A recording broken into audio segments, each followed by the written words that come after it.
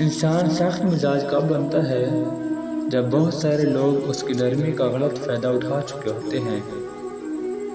لوگوں کو بیوقوف بنانا بہت آسان ہے، لیکن قائل کرنا کہ انہیں بیوقوف بنایا جا رہا ہے بہت مشکل ہے۔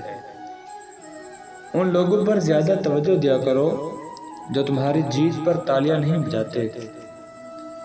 اگر خوش ہو تو آہستہ سے ہنسا کرو کہ غم نہ جاگ جائیں، اور اگر غمگین ہو تو آہستہ سے رویا کرو تاکہ آنے والی خوشی کہیں نا امیدی میں نہ بدل جائے۔ عام لوگوں کے سامنے آواز اونچی کر کے مت ہنسا کرو، اور نہ ہی بلا وجہ لوگوں کے سامنے مسکرایا کرو، اس سے تیرے روب میں کمی آئے گی۔ مصیبتیں جو تم پر نازل ہوتی ہیں تمہارے گناہوں کا نتیجہ ہوا کرتی ہیں۔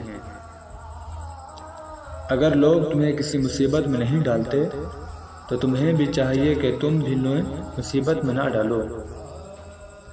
بخیل شخص عادل نہیں ہو سکتا، اور نہ ہی اس کی گواہی قابل قبول ہو سکتی ہے۔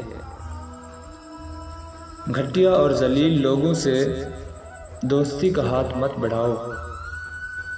زیادہ ہنسنے سے دل مردہ ہو جاتا ہے، اسی لیے کم ہنسا کرو۔ اس بات کے جاننے میں شرم نہ کرو جس کے جاننا تمہیں بہت ضروری ہو۔